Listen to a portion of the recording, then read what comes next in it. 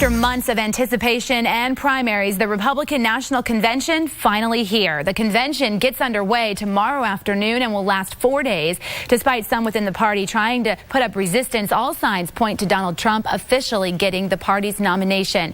Trump is promising a different kind of Republican convention and has a number of unorthodox speakers. With the future of the party up in the air, we can expect the unexpected this week at the convention. And that's our topic this half hour. We want to hear from you on our Fox 26 Facebook page and on Twitter. Just use the hashtag Fox26for Life.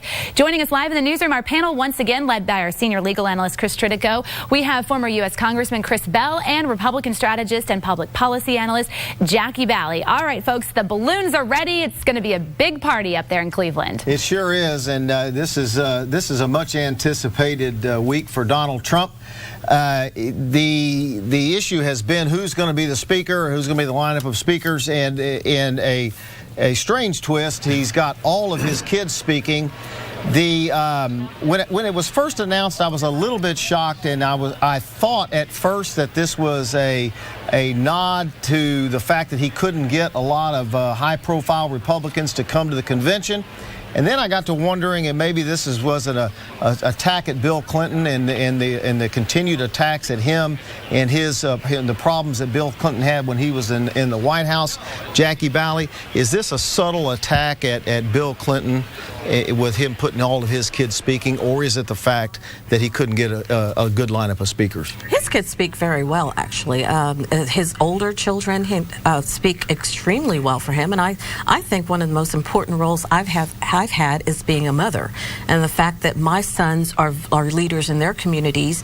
I am very happy about that. I think putting his kids out there, it shows people that, hey, I can't be as bad as the press is saying, because look at these wonderful, accomplished young men and women that I've raised.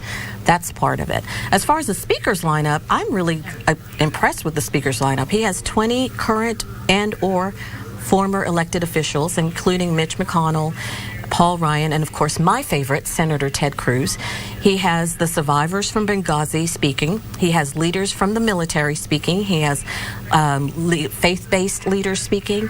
His lineup is pretty extensive of insiders and outsiders, and I think that's reflective of the kind of campaign he's been running. The thing about Ted Cruz that I've been saying all week is Ted Cruz got the big deal here because he didn't have to give an endorsement, and I don't expect him to endorse Donald Trump. I expect him to endorse conservative principles and not Donald Trump, because he didn't have to endorse him to get the speaker slot. But when Ted Cruz pulled out, the one thing he did say to all of his supporters, he said two things. He said that the voters have voted, and that's why he was pulling out. And he also said that he was always going to support whomever the nominee is. He said that the night. But he hadn't endorsed. He said he is always going to support whomever the nominee is. He said that when he pulled out of the race. He said that repeatedly after. What do you think of him having all five of his family members speak? Is that an acknowledgement that he couldn't get the high-profile Republicans to show up? Well, they were always fantastic on Celebrity Apprentice, and to bring him back now to appear at the Republican convention, I think will be a real highlight.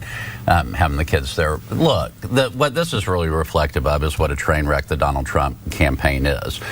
One of the most coveted speaking engagements ever was at a national convention, whether that was the Republican convention or the Democratic convention, and you have people moving away from the Republican convention in droves because they don't want to be associated with Donald Trump. And so they've had to cobble together, and I'm sure it'll probably be somewhat entertaining, whether it's family members or whoever else he puts up there. But this is going to be very reflective of a very disorganized campaign, a very non-traditional campaign, and one that, you know, probably is heading nowhere. Well, we got to go to social media. Nobody expects out of this convention, which has been non-traditional anyway, a traditional convention anyway, do we? No, and it'll be interesting to see if it has the traditional effect. Usually after a national convention, whoever has had it, you get a bump. The candidate gets a bump. He might get that He's certainly going to get a bump. Everybody gets a bump after the convention. I mean, real quick, everybody gets a bump after their convention. Hillary helps him get a bump. Okay, is that where I was going? Let me go to Sally. She's monitoring our social media. All right, let's check in on Twitter right now. The Trump-Pence logo out there, and this person says, gotta love him, can't wait to check out the RNC convention.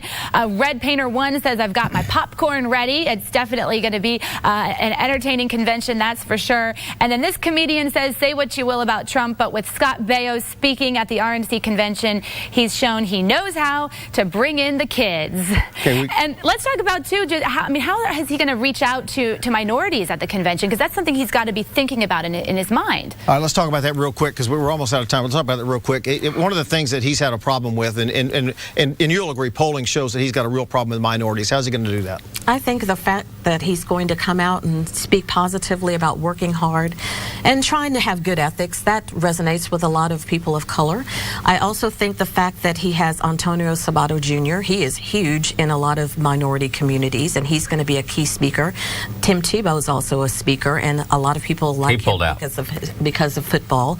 And Tim, even if he did pull out, Tim Tebow is supporting him. So I do think that you're going to see the positive message of working hard, doing the right thing, and that's going to resonate with a lot of people. How's he reaching minorities? Well, you certainly don't reach them by talking about building a wall, and he's going to talk about building the wall and making the Mexican people pay for it, and so that just furthermore, drives it home. I don't think he's going to be able to reach the minority community. All right, we got to leave it right there. We're out of time. Thank you. Well, legal Hispanics don't. We're going to leave it right there, and we'll be back next week, wrapping up the hottest stories of the week. All right, we look forward to seeing you all then. Have a wonderful Sunday and a great start to your week.